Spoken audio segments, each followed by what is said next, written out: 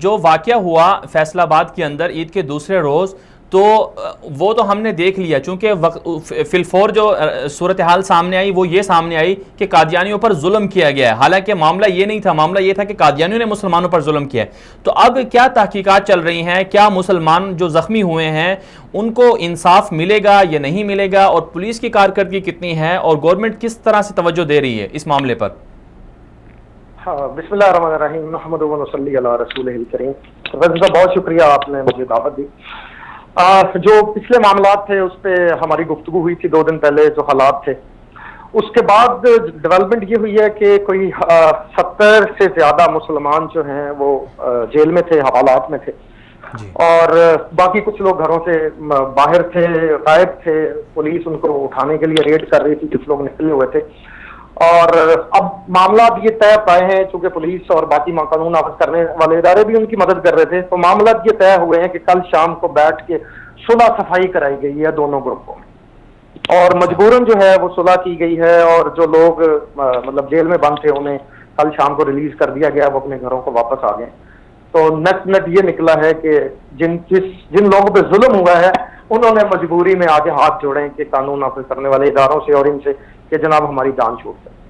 तो इसमें ये लोग अपनी जान छुड़ा के, तो दोनों तरफ से लोग नहीं पकड़े गए थे, कादियानियों के लोग नहीं पकड़े गए थे जेल में? नहीं सर, उनकी तरफ से कोई नहीं पकड़ा गया था, फिर भी हमारे मुसलमान। अच्छा, सिर्फ मुसलमान पकड़े गए थे? 72 जो पकड़े गए थे, कुछ 73 लोग थे जो बंद थे थाने में और जेल में थे, तो उनको रात को छुड़ाया गया। तो इसमें कसूरवार कौन थे? जाहिर सी बात है, चूंकि ये कादियानियों के हवाले से खबरें ये सामने आई हैं कि उन्होंने मुसलमानों को इश्तियाल दिलाने के लिए शायर इस्लामी का सरेआम इस्तेमाल किया, जो आइन की रूह से मना है, क्योंकि कादियानी खुद को मुसलमान नहीं कह सकते, शायर इस्लामी इस्तेमाल नहीं कर सकते, और अपनी मस्जिदों को अपनी इबादत गाहों को मस्जिद नहीं कह सकते। तो जाहिर सी बात है कसूर तो उनका था, तो फिर मुसलमानों के साथ ये ज्यादती क्यों हुई? बिल्कुल प्रोफेसर साहब, कसूर उन्हीं का था। उन्होंने ही प्रोब किया इसको, उन्होंने इश्तियाल दिलाया और उसके बाद ये पूरे वाक्य का रंग दिया गया। लेकिन चूंकि उनके हाथ लंबे हैं और उसको फिर रंग इस बात का दिया गया कि जी हमारे साथ जुल्म हुआ है। तो ये जो बाकी लोगों ने भी उनकी मदद की, सारा हुआ। और यासिर साहब, जो 70 से 80 लोग थे उसमें सारे नामालूम लिखे गए थे। वो जो उनके हाथ में आया वो फिर पुलिस पकड़ती गई है, लोग कुछ गायब होते रहे, जो उनके हाथ में है वो पुलिस ने अंदर कर दिया, और उनमें जख्मी भी शामिल थे जिनको इन्होंने हॉस्पिटल से उठा के जेल में डाल दी। अच्छा, जख्मी कितने लोग थे मुसलमानों के? 13-14 लोग थे जो शदीद जख्मी थे। अच्छा, ये जो सुलह, जो बाकी जख्मी हुए हैं, ये जो सुलह हुई है यासिर साहब, ये जो 35 के करीब ये जो सुलह हुई है, इस सुलह में दबाव किसकी तरफ था? किसने दबाव डाला है मुसलमानों के ऊपर? क्योंकि मजलूम को तो अपना हक लेना चाहिए, उन्हें तो सुप्रीम कोर्ट तक जाना चाहिए। देखिए, हुआ यह है, चूंकि ऑर्गेनाइज नहीं थे, वो गांव के लोग हैं, गरीब हैं, किसी गरीब के लिए इतना ही काफी होता है कि वो जेल में चला जाए, हवालात में चला जाए। और जब ये भी उम्मीद ना हो कि हमें कानून से, पुलिस से इंसाफ मिलेगा, और इस FIR के अंदर मुद्दई भी पुलिस खुद थी, तो मजबूर करके दबाव डाल के सुलह की कोशिश की गई और सुलह करवाई गई है।